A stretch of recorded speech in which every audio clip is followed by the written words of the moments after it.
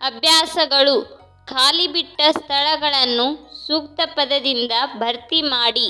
ಮೊದಲ ತೈರನ್ ಯುದ್ಧದಲ್ಲಿ ಪೃಥ್ವಿರಾಜ್ ಚೌಹಾಣನಿಂದ ಮಹಮ್ಮದ್ ಘೋರಿ ಸೋತನು. ಅಲ್ಲಾವುದ್ದೀನ್ ಖಿಲ್ಜಿಯು ದಿಲ್ಲಿಯಲ್ಲಿ ಸಿರಿ ಎಂಬ ಕೋಟೆಯನ್ನು ಕಟ್ಟಿಸಿದನು. ಇಬ್ರಾಹಿಂ ಲೂದಿಯನ್ನು ಮೊದಲ ಪಾಣಿಪತ್ ಕದನದಲ್ಲಿ ಸೋಲಿಸಿದವನು ಬಾಬರ್. ಗುಲಾಮಿ ಸಂತತಿಯ ಸ್ಥಾಪಕ ಕುತುಬುದ್ದೀನ್ ಐಬಕ್. ಕೆಳಗಿನ ಪ್ರಶ್ನೆಗಳಿಗೆ ಉತ್ತರ ಬರೆಯಿರಿ.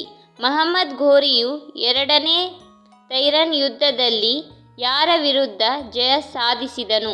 ಮಹಮ್ಮದ್ ಘೋರಿಯು ಎರಡನೇ ತೈರನ್ ಯುದ್ಧದಲ್ಲಿ ಪೃಥ್ವಿರಾಜನ ವಿರುದ್ಧ ಜಯ ಸಾಧಿಸಿದನು. ಕುತುಬ್ ಮಿನಾರನ್ನು ಕಟ್ಟಿಸಿದವರು ಯಾರು? ಕುತುಬ್ ಮಿನಾರನ್ನು ಕುತುಬುದ್ದೀನ್ ಐಬಕ್ ಕಟ್ಟಿಸಿದರು.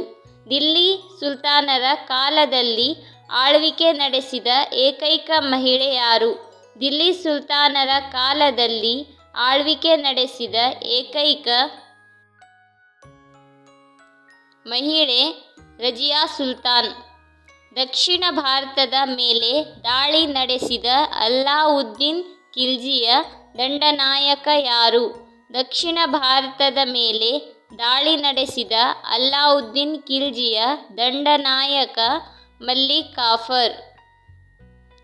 ಮಹಮ್ಮದ್ ಬಿನ್ ತುಘಲಕನು ರಾಜಧಾನಿಯನ್ನು ಎಲ್ಲಿಂದ ಎಲ್ಲಿಗೆ ವರ್ಗಾಯಿಸಿದನು?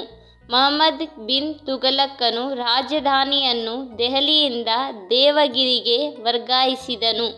ತಾನು ದೇವರ ಪ್ರತಿನಿಧಿ ಎಂದು ಹೇಳಿಕೊಂಡ ದಿಲ್ಲಿ ಸುಲ್ತಾನ ಯಾರು? ತಾನು ದೇವರ ಪ್ರತಿನಿಧಿ ಎಂದು ಹೇಳಿಕೊಂಡ ದಿಲ್ಲಿ ಸುಲ್ತಾನ ಬಲ್ಬನ್ ಸುಲ್ತಾನ್.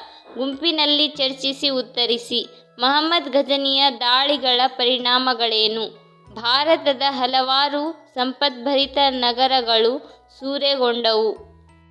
ಧಾರ್ಮಿಕ ಕೇಂದ್ರಗಳು ನಾಶವಾದವು. ಮಥುರೆಯ ಶ್ರೀಕೃಷ್ಣ ಮಂದಿರ ಮತ್ತು ಗುಜರಾತಿನ ಸೋಮನಾಥ ಮಂದಿರಗಳು ನಾಶವಾದವು. ಕುತುಬುದ್ದೀನ್ ಐಬಕನ ಸಾಧನೆಗಳನ್ನು ತಿಳಿಸಿ. ಕುತುಬುದ್ದೀನ್ ಐಬಕ್ ಗುಲಾಮಿ ಸಂತತಿ ಸ್ಥಾಪಕ. ಇವನು ಶತ್ರುಗಳನ್ನು ಗೆದ್ದು ಟರ್ಕರ ಆಳ್ವಿಕೆಯನ್ನು ತನ್ನ ವಿಜಯದ ದ್ಯೋತಕವಾಗಿ ದಿಲ್ಲಿಯ ಸಮೀಪದ ಮೆಹರೌಲಿ ಎಂಬಲ್ಲಿ ಕುತುಬ್ ಮಿನಾರಿನ ನಿರ್ಮಾಣ ಕಾರ್ಯ ಆರಂಭಿಸಿದನು.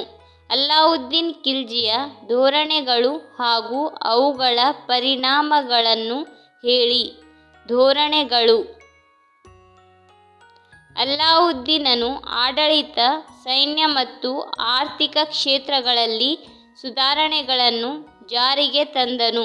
ಅಗತ್ಯ ವಸ್ತುಗಳ ಮಾರಾಟದ ಮೇಲೆ ಹತೋಟಿಯನ್ನಿಟ್ಟುಕೊಂಡನು. ಮಾದಕ ಪದಾರ್ಥ ಸೇವನೆ, ಜೂಜಾಟ ನಿಷೇಧ ಮಾಡಿದ.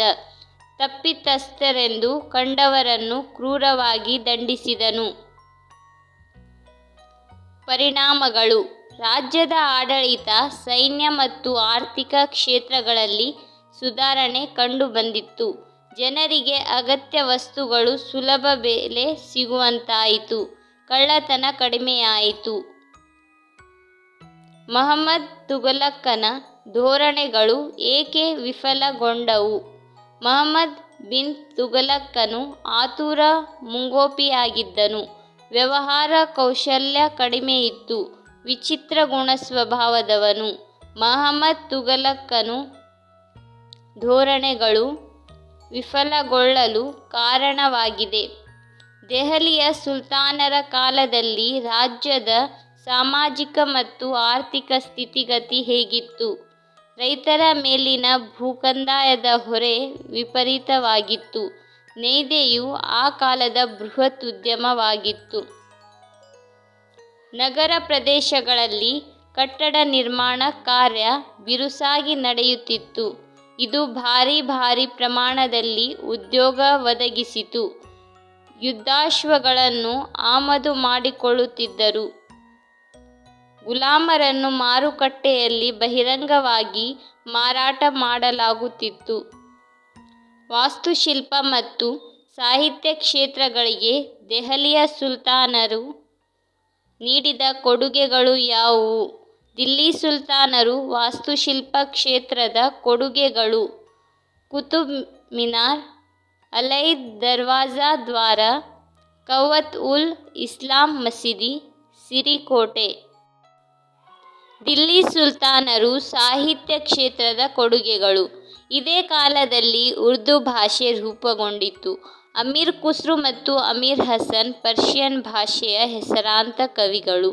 ಜೈಸಿ ಎಂಬ ಕವಿ ಉರ್ದುವಿನಲ್ಲಿ ಪದ್ಮಾವತ್ ಎಂಬ ಸೂಫಿ ಕಾವ್ಯ ಬರೆದನು. ಕೆಳಗಿನ ಎ ಪಟ್ಟಿ ಮತ್ತು ಬಿ ಪಟ್ಟಿಯಲ್ಲಿನ ವಿಷಯಗಳನ್ನು ಹೊಂದಿಸಿ ಬರೆಯಿರಿ. ಜೈಸಿ ಪದ್ಮಾವತಿ, ದೌಲತಾಬಾದ್ ದೇವಗಿರಿ, ಅಲ್ಲಾವುದ್ದೀನ್ ಖಿಲ್ಜಿ,